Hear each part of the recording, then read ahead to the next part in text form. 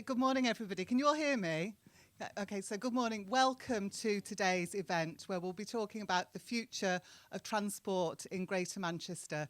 Delighted to welcome you to this fantastic auditorium today. I sit on the Mayor's Business Advisory Panel, and whenever the subject of transport comes up, we can be sure of a lively, sometimes lengthy, and often heated discussion. Complex, challenging, and crucial to economic growth, crucial to social mobility, and importantly, crucial to the health and well-being of the people who live and work in Greater Manchester. So today we've got some fantastic speakers. We've got the Mayor of Greater Manchester, Andy Burnham. We've got the leader of Manchester City Council and Deputy Mayor for Business and the Economy, Sir Richard Lees. We've got Olympic medalist and Commissioner for Cycling and Walking, Chris Boardman. And we've got the Managing Director of Metrolink, Aileen Franson. At the end, we're going to have some time for some Q&A. So if you've got any questions, keep them there and we'll be round with the mics to ask you your questions. But to get right into it, we're going to kick off with a very short film. This is the story of Greater Manchester. We've come a long way over the last 100 years. The next century is ours to create. So, what future will we create? We asked you, the people, what you wanted. You told us. We listened. And now, we are set to deliver a bold vision which will make the city region one of the best places in the world to grow up, get on, and grow old. The eyes of the world are upon us as we grasp the levers of power with devolution and usher in huge social change so that everyone can achieve their full potential. The Greater Manchester Strategy, Our People, Our Place, puts you, our greatest resource, at the heart of everything we do.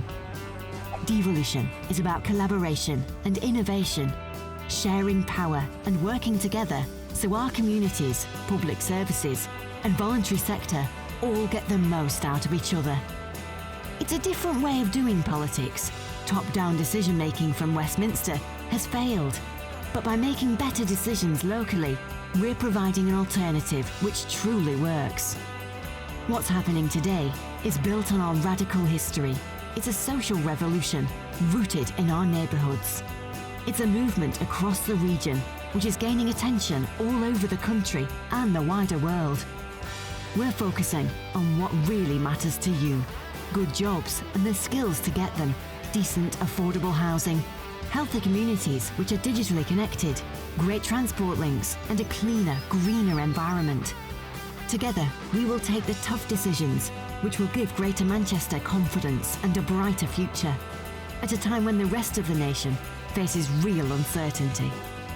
We're forging a different path of which we can all be proud. Devolution has infused us with a new energy and a sense of great hope. But more than that, we're taking control of our destiny by shaping the world around us and the society we want to live in. Greater Manchester. Our people, our place, our future. Fantastic. So I'd like to now introduce Sir Richard Lees.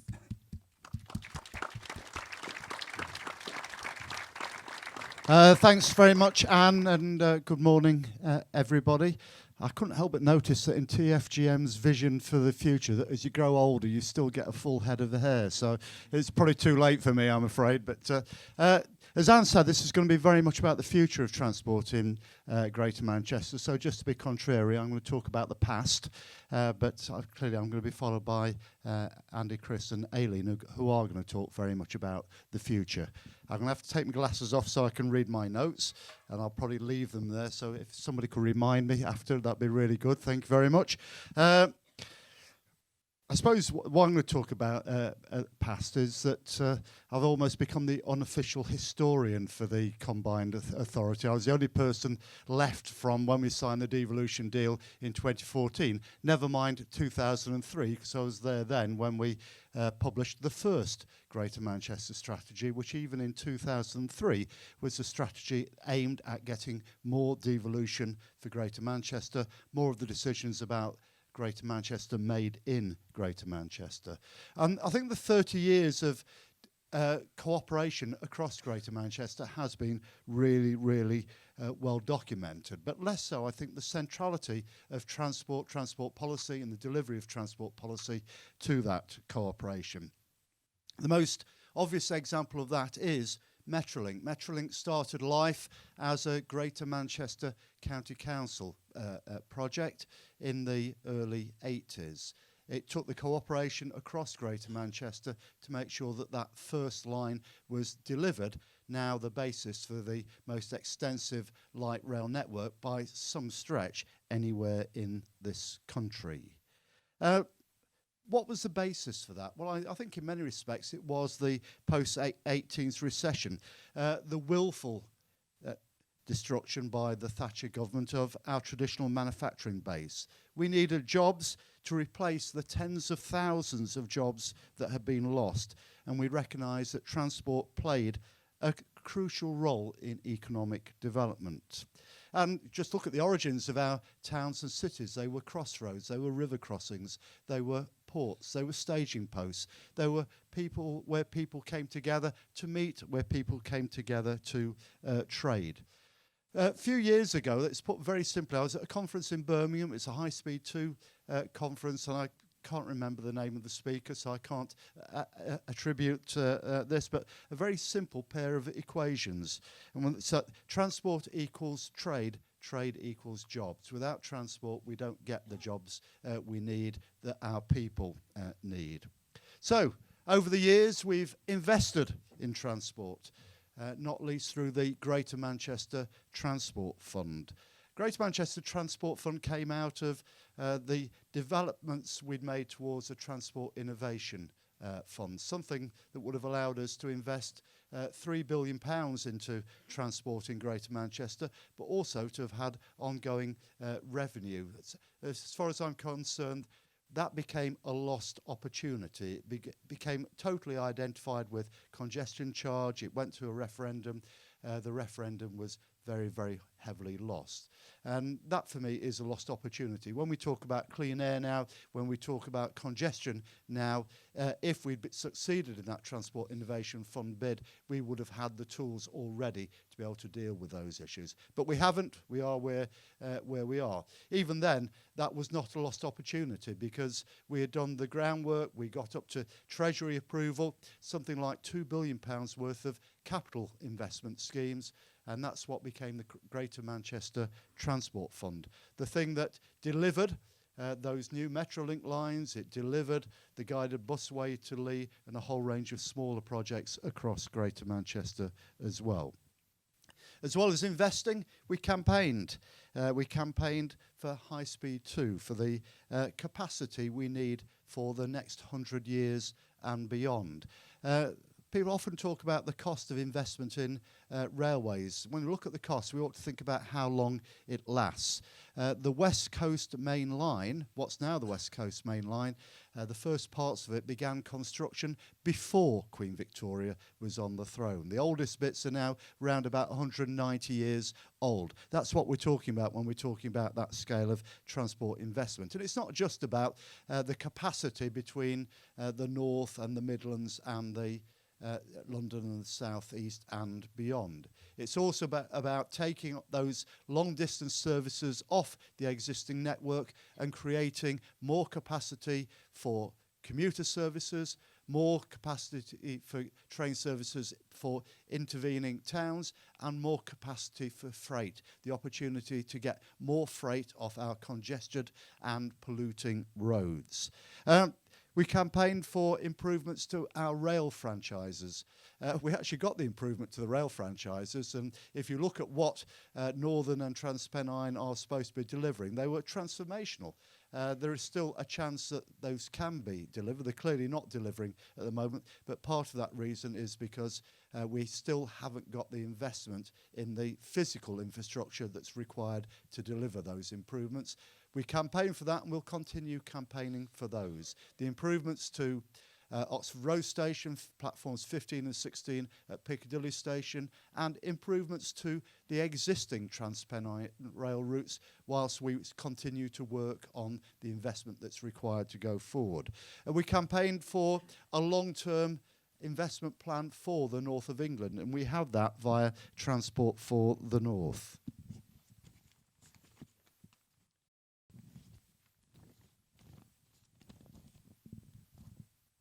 Sorry. It's clear we need investment at every level, and certainly our global connectivity.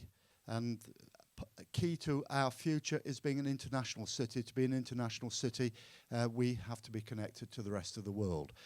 We see over £1 billion of investment into Manchester Airport at the moment. In the last full year, 16 new routes, including long-haul routes, which we've already seen have significantly increased economic links between those parts of the world that we have those links to.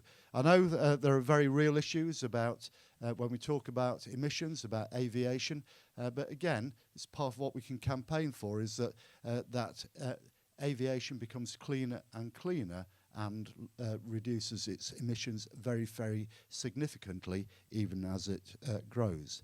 But if we talk about that global connectivity, then we have to recognise that Manchester is too small on its own to maximise the benefit from connectivity with mega economies around the globe. That's where Northern Powerhouse comes in. It's where that connectivity across the region comes. Connectivity that allows us to balance the enormous economy of London, allows us to get the benefits of agglomeration and specialisation, and allows us to trade meaningfully with large cities in major countries around the world. We need those regional links. Returning to national links just for a minute, it's a false argument to say make choices between Northern Powerhouse Rail and High Speed 2. It's a false choice to make choices between High Speed 2 and local transport services. And the North has been underinvested in for over half a century. Now is the time to make the case, not only do we need all of that investment, but this country can afford all of that investment. Indeed, we cannot afford not to be making that investment because it is part of the economic future of this country. High Speed 2, Northern Powerhouse Rail. We should not underestimate, if we want to be a trading city, the importance of the links to the UK's biggest trading centre. We need to be well connected to it, and we need to be well connected for 100 years or more. And those local connections. Local connections along with skills are the key to an inclusive economy, part of how everybody in Greater Manchester can benefit from a growing economy. So, over the past few years, what started off as an economic argument, we've certainly added an environmental argument. That was a key part of that Transport Innovation Fund bid. It's clearly a key part of what we're doing now, and Chris will be, no doubt, be talking about some aspects of that around walking and cycling, and I have no doubt that Andy will be talking about other aspects of it, in particular emissions and clean air. Those two things, public service reform, including transport reform, were the cornerstone of our devolution deal in 2014. We're now getting to crucial points in the delivery of that devolution deal, particularly the transport reform elements of that. And that leaves us now on the cusp of a modern, clean and integrated transport system based on walking, cycling and public transport. We are on the cusp of a great future for this city region that will put us ahead of anywhere else in this country. And to tell us about it, I'm now going to hand over to our transport portfolio holder, the Mayor of Greater Manchester, Andy Burnham. Andy. Thanks so much, Richard. Thank you. Thanks so much, Richard. Good morning, everybody. We've heard from Sir Richard how we got to this day today. The question for us all to think about now is, where do we go from here? And that's why we're all gathered today. Greater Manchester is a growing success story, as Sir Richard just said. We are powering ahead You only need to look at the skyline of the city centre to see evidence of that. And recently we signed off a radical and exciting industrial strategy with the government. But if we don't act, public transport risks putting a brake on the Greater Manchester economy. It's good in places, and we're about to hear from Aileen about Metrolink and its current progress. But overall, our transport system is confusing, expensive, and unreliable. Today, I want to take you through the 4 phases of how we are going to build a London-style integrated transport system in Greater Manchester, what we call our network. The first phase is actually nearly complete, and that's Metrolink. The second phase will be bus reform. The third phase, cycling and walking, and as Sir Richard said, Chris is here today to talk to us. The fourth phase, GM Rail. First, let me just say what I mean by a London-style transport system. It's about an integrated system that has within it the aspiration of a daily cap on what people can spend across all modes of transport. And that's crucial because it's that creates a financial incentive for people to use public transport rather than the car.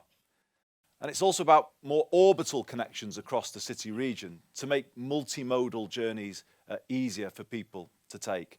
And that's a big change from the way people currently commute around Greater Manchester. They tend to stick to one mode as their means of travel. We want to go to a London-style principle. So let me start with phase 1 of our network. And as I said to you, it's almost complete. You can see the map of our city region appearing behind me. And you can see Metrolink as it has developed since the early to mid-1990s, as Sir Richard was saying. Metrolink is a Greater Manchester success story. It is the most convenient part of our transport system and reliable. And what we want to do, building on this foundation of Metrolink in a zonal system now, is apply Metrolink principles across the whole of Greater Manchester's transport network. So the first one, convenience and reliability. Regular services that turn up on time. That's the first principle. The second, affordable. We want integrated fares, as I said. That's our aspiration across bus, rail, tram, and bike hire too. That will be different from London. And that's about giving people that financial incentive to use the system. The third is sustainable. That's a transport system that is based on zero emissions and powered by renewable energy, as Metrolink largely is. Around 70% of its energy comes from renewable sources. The fourth principle is accessible. For those who use Metrolink regularly, you will see it has very high quality disabled access on all of its stops. And we want the same to apply right across the transport system, but making the system really easy to use for everybody, whoever they are. Lastly, but certainly not least, accountable. At the moment, our transport system isn't sufficiently accountable to the public. We run part of it, but not all of it. And we see last year when things go wrong, who do people complain to get the change that they want to see? We need to bring this system into one framework of accountability so the public can hold me to account for what is happening across their city region. And I'm ready to accept that responsibility. But to explain a little more about how Metrolink is that success story that I spoke of, I want to introduce to you the Managing Director of Keolis and of Metrolink, Aileen Franson. Aileen.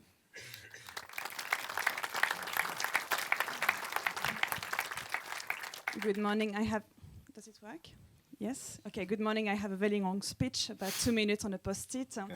I'm faking it because usually I cannot actually read my writing. So, of course, I am Aileen Franson, the Managing Director for Keolis EMI Metrolink. Keolis EMI are a very proud operator and maintainer of Metrolink, and since July 2017. Now, we have a very strong relationship with TFGM and Greater Manchester, and it's very much driven by the fact that our contract is fully aligned to Greater Manchester needs, and it's really designed to make sure that it gets the most out of our operator, so Keolis and Amy. By the way, yes, it's actually quite stressful to do this. You do that all the Welcome time, to my don't you? world, Aileen. Sorry. So therefore, we have a very good relationship with TFGM, and it's very much driven by the fact that we have some very strongly shared values, vision, principle, and we share some really common objectives. Those objectives are about delivering growth, because we know that our role as Keolis Emi Metrolink is to ensure that we keep Greater Manchester moving every day, apart from Christmas Day, by the way. That's my only joke. And we focus on the future, and we support TFGM and Greater Manchester in leading the future. We are very much strongly focused on making every day working for Greater Manchester. So it's by driving operational excellence, ensuring customer care, and ensuring that our employees and our customers are safe and secure on our network. Really, really important. So today, after quite a difficult few months at the start of our contract, I'm proud to say that we are stronger than ever. We are delivering more than 99.5% of our planned trips every day, which is quite a challenge on a mixed network. We are also ensuring that we reduce the number of incidents, mostly our own goal, so we are much more in control of our asset. We also maintain a very high level of customer satisfaction. We are around about 90% to date. And since we started 2 years ago, we are carrying about 4 million passengers additional every year. So quite a strong growth on the network. Very much looking forward to the future, very much looking forward to a continued partnership, which is very much driven by the shared vision that we have with Greater Manchester and TFGM. This is it. Thank you very much, Aileen. Thank you.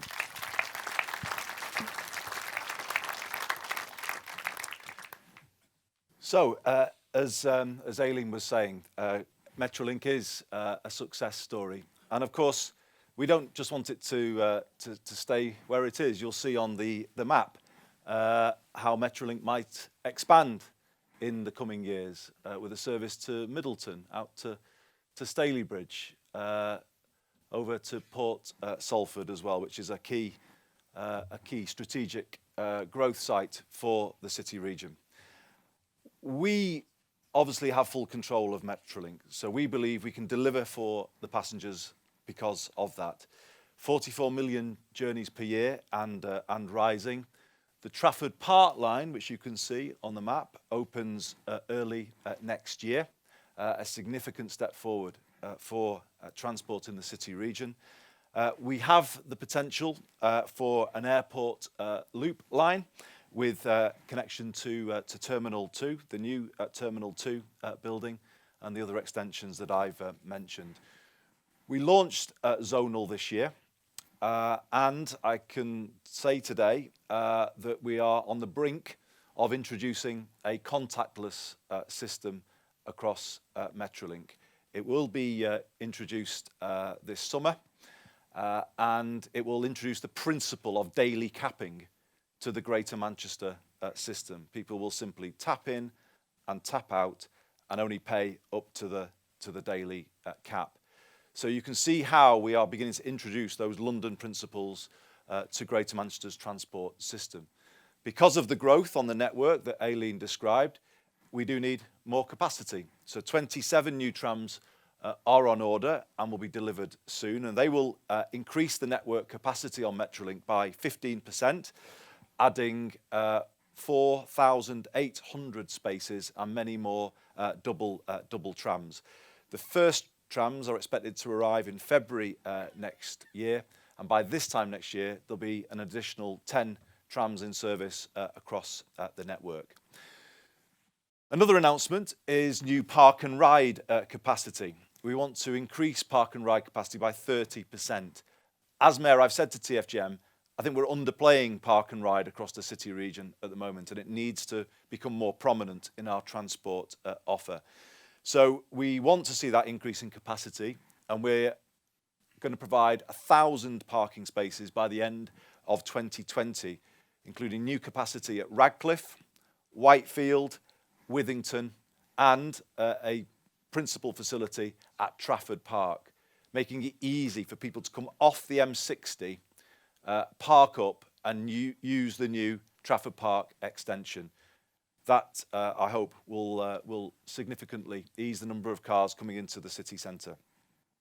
So that's phase one, colleagues, and you can see how this map is building. It's the foundation for what comes from here, with those Metrolink principles now applied across all other modes of transport. So let's go on to phase two.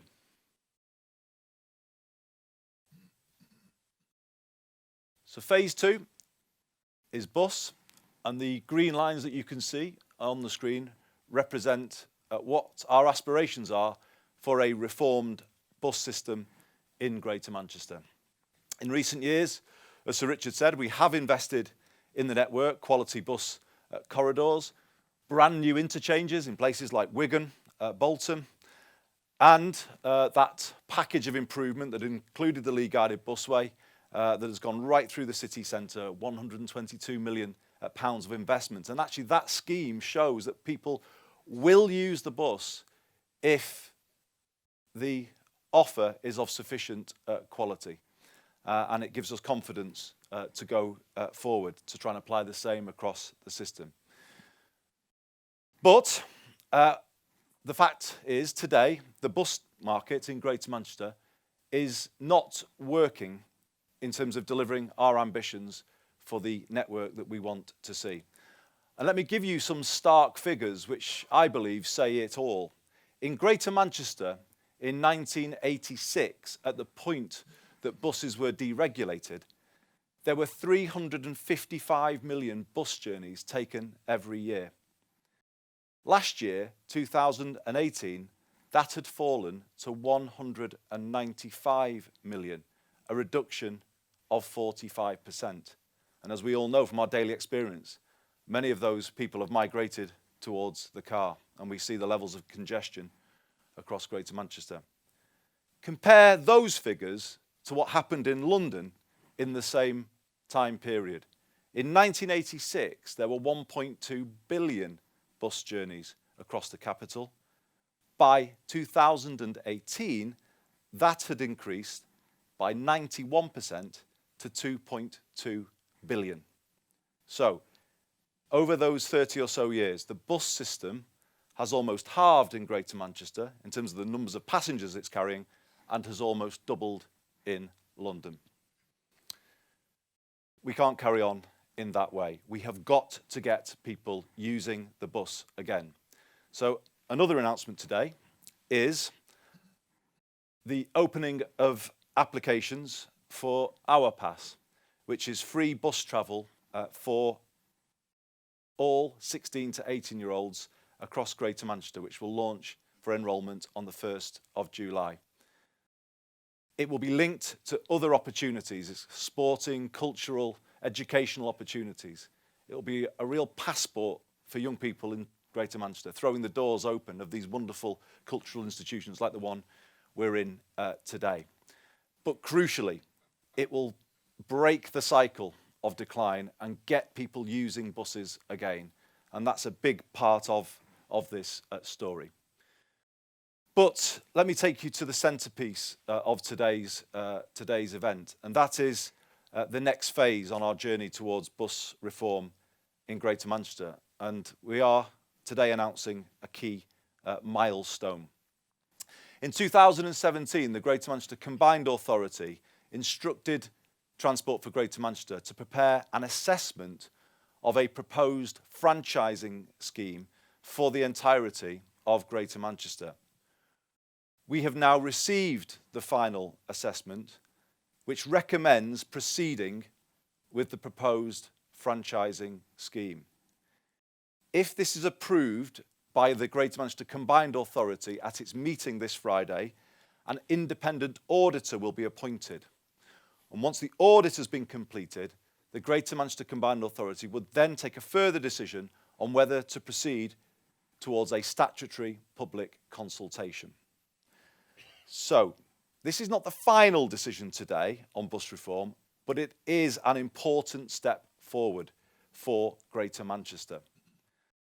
We are the first city region seeking to make use of the new powers we've been given under the Bus Services Act 2017, and therefore the first to test this legislation.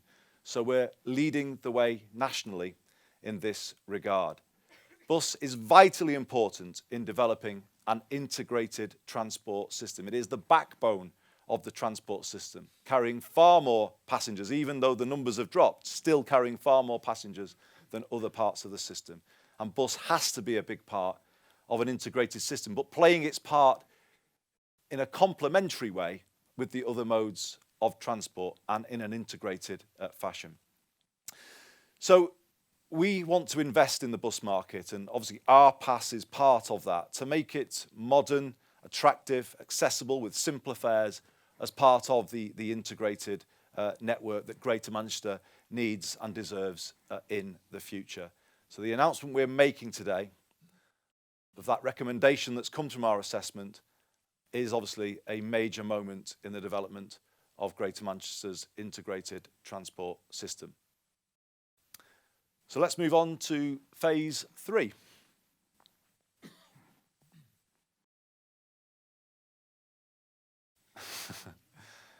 We're still working on our digital Greater Manchester ambitions as well. Maybe we'll get there as well at some point. I'm going to introduce Chris in just a second.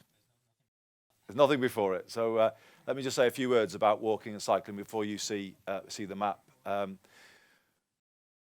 Of course, Metrolink very much focused around the city centre. A reformed bus market, getting us out into the suburbs so that people can make those multimodal journeys, bus and then onto Metrolink at those key nodes. But we've got to build a different culture around the first and last mile of transport, and we believe the first port of call for the first and last mile should be active travel, cycling and walking. Think about this statistic for a moment. There are 250 million journeys every year in Greater Manchester by car of less than 1 kilometre.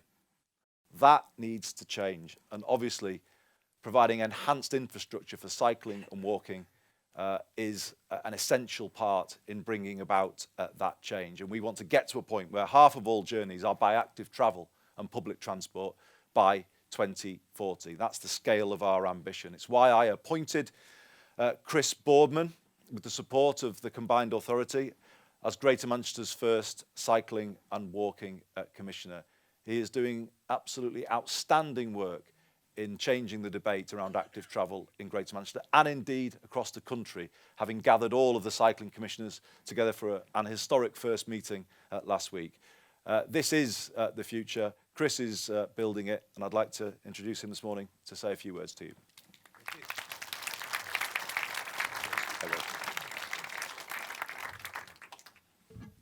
Good morning.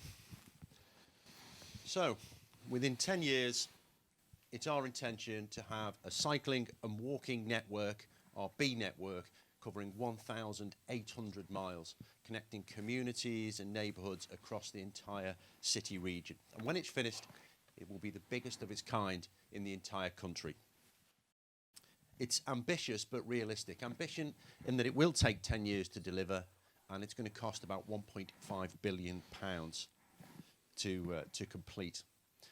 But we've already started, because that map has already been out there, designed by people who live and work in Greater Manchester. We can see where things are needed, and we're already underway. Using local funding and the government's Transforming Cities Fund, we already have more than 40 schemes on the books and are working to deliver those. We're already up and running, as it were, or up and riding. And it's the Mayor's intention that we deliver at least 10% of this network every year until it's done. We need to give people an attractive alternative to driving cars to get in and out of the various centres of Greater Manchester. Alternatives for getting to school, to workplace, to the shops. And that's the point of this. It isn't about getting more people cycling. It's for everybody and to enable them to not have to drive. Not everybody wants to be a cyclist. Be able to really just get them to the shops, to workplaces, all of those places, but not having to do it in a car. And to make sure it actually works for all of those people that Andy mentioned that are currently driving short trips, we've got 2 overarching standards that we're adhering to that will, if we deliver it, as we deliver it, will enable them to leave the car at home. Everything that we're building for a cycling environment must be usable and want to be used by a competent 12-year-old. And everything we do for our walking environment will be usable and want to be used by a parent pushing a double buggy.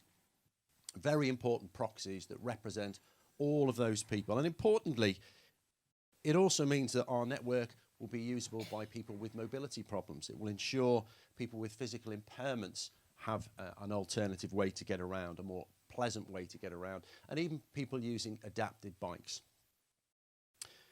We're taking an integrated approach to the delivery too. Bus priority and Metrolink expansion will incorporate network delivery. And Greater Manchester's already got form for this with the Oxford Road corridor, where the cycling facilities were put in place at the same time, and out to the Lee guided busway. Both of those corridors are seeing huge increases in cycling and walking because they've made it a pleasant and viable alternative. But what are those who don't have a bike, or perhaps just don't even want to have a bike? Maybe they live in a flat or a small terraced house, but they would utilise them if they were given the choice. Well, I'd like to announce that Greater Manchester will be delivering what will be the largest public bike hire scheme per resident of its kind, and we intend to start delivering that. Our aspiration is to get that on the ground next spring. So that's when we start to roll this out. We're going to start with our centres first, our city centres, our regional centres, before rolling out onwards over that 10-year period. And I think enabling people to make part of the journey, I mean, you can see the mesh here. This is the glue that holds things together. It's how you are going to get to all of those various transport points and hubs without having to use a car. When Andy mentioned park and ride, he didn't actually say it was cars. We would hope that a large proportion of that were people just pottering down the road on a bike to link up with one of the other modes of transport. And when we actually get this integrated, our intention is it will be integrated with the charging system, as Andy alluded. And think for a second what that actually means. So I've got 6 kids. So it's 2029, and Oscar is living in Duckenfield, Westwood Way to be precise. And in the mornings, he looks out the window, as he does every morning. It's not raining, gets the kids and starts to walk them to school. And it's a pleasant walk. They have a chat, have a bit of a laugh, and it's a pleasant thing to do. And they've got the B Network signage to follow all the way. And 200 metres from the school, he kisses little Tarquin on the head. Who knew? And lets him walk on his own, because he knows that there's a crossing all the way. And he's been told that wait till the cars stop before you go ahead. It gave him the confidence to let him make that little bit of a journey on his own. Oscar, meanwhile, heads off sideways for a minute and picks up one of the bikes from a bike hire station and makes his way along the B Network to get to the station and onwards to work. Now just take a second to think about what's just happened there. That's a few quality minutes with the kids in the morning. It's a bit of exercise that you didn't even realise that you're taking.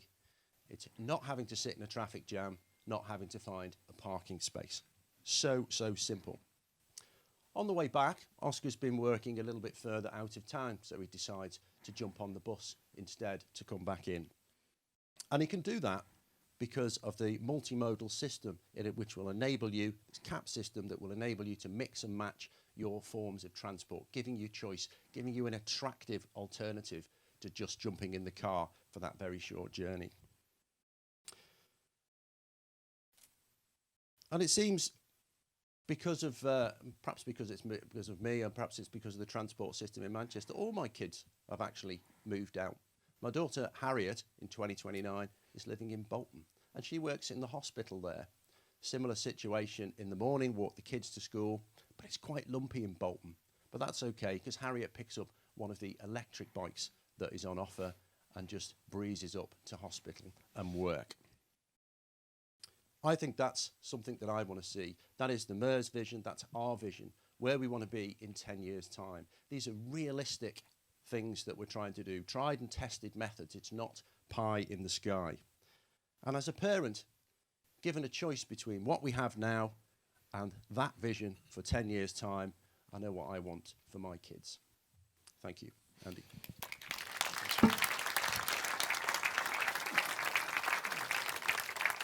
Thanks very much indeed, Chris. That's what the B Network is all about, providing that easy and attractive alternative to the car. But I might just add, we do need to stop building for the car as well.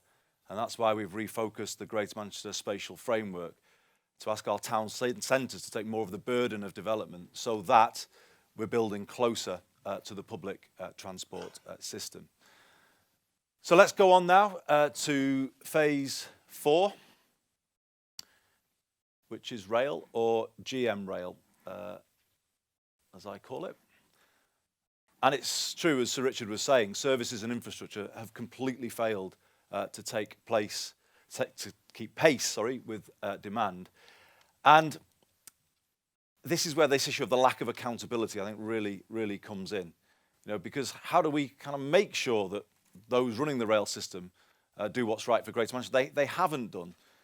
And we've seen that, haven't we, in the failure to deliver the Northern Hub in its entirety, which would have allowed that new timetable to work. But because that infrastructure wasn't there, we had part of it with the Ordsall Cord, but we didn't have all of it with the improvements to Oxford Road and, crucially, platforms 15 and 16 at Piccadilly. That has led to the congestion on our rail corridor coming through the Castlefield corridor coming through central Manchester. It's actually been declared a piece of congested rail infrastructure, and I believe it's the only one in the country that has been declared as such. We believe, Sir Richard, myself, Transport for Greater Manchester, that capacity at Piccadilly is crucial. Without that investment, we don't believe that you can make the rail system work properly in Greater Manchester and all of the other enhancements that we want to see. So that needs to be considered urgently. It's on the Transport Secretary's desk. I think what we need is an answer as to what's going to be done on the full completion of the Northern Hub. But let's then go into the review of rail franchising, which you'll all know is being taking place right now under Keith Williams. What I can say to you today is that Greater Manchester will be publishing a rail prospectus later in the summer, and that will include the proposal for GM Rail, local devolved control under Transport for Greater Manchester of our commuter rail system. That's a big step in building the integrated system that we want to see, because as you can see, the red lines come on the map. If we have more control over those stations, those interchanges, and the kind of way it interacts with Metrolink, then we can start to make this whole thing work. But we have to think about the immediate term as well, of course. As Sir Richard said, the Northern franchise hasn't delivered for us. It's an unwieldy franchise that takes in those pan-northern routes as well as commuter rail services within the city region. The promises made have not been delivered, and I reiterate my call today that I believe it's time for the government to strip Northern of that franchise, take a step towards operator of last resort, which I believe would be a stepping stone to Greater Manchester taking full control of its commuter rail system in a way that we want to see.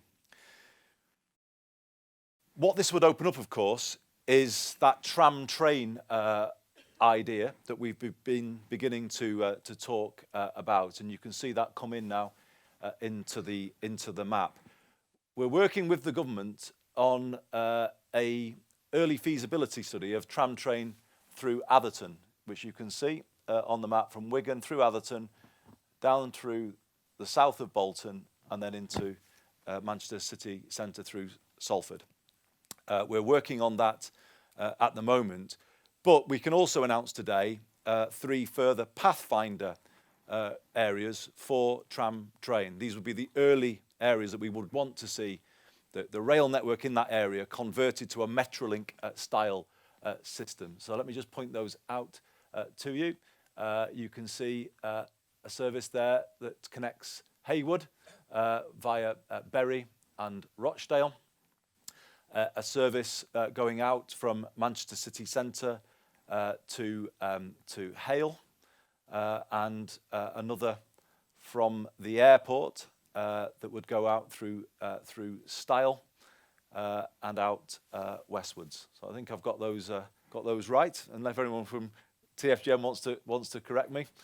3 Pathfinder for tram train, Manchester Centre to Hale, a connection from Bury to Haywood, and then out from Wilmslow, I think it is actually, Wilmslow at the bottom here, up through Style and on to Manchester Airport. Sorry, that's explained a bit more clearly. So there we go. That's phase 4, and tram train being an important part of it. Further thing just to say today around information, we recognise that we've got to start improving the public information about the transport system so that people can make better choices about how and when they travel.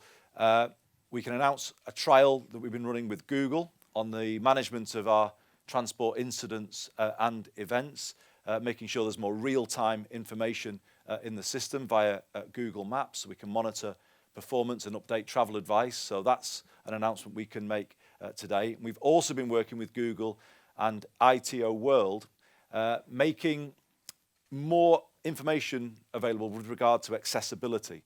So we've just added disability access information with regard to Metrolink onto that system, so that people who aren't familiar with Greater Manchester can see where they can plot a route that provides full disabled access. And we're now working with them to see if we can provide the same for bus, to extend that principle to bus.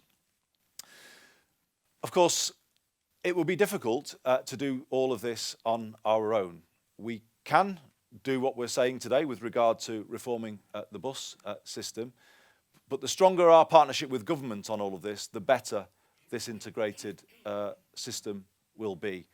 As you know, we're 5 years on from the Northern Powerhouse speech that George Osborne delivered. Unless the new Prime Minister makes a firm commitment to it, I believe it is in danger of fizzling out. If the North of England had received the same amount per head public spending on transport as London has for the last 10 years, we would have had an additional £63 billion here over the last decade if we'd just been treated equally. That's enough to build Northern Powerhouse Rail, but to be honest, a lot else besides. In fact, much of the infrastructure that I've been talking about today, including the Northern Hub.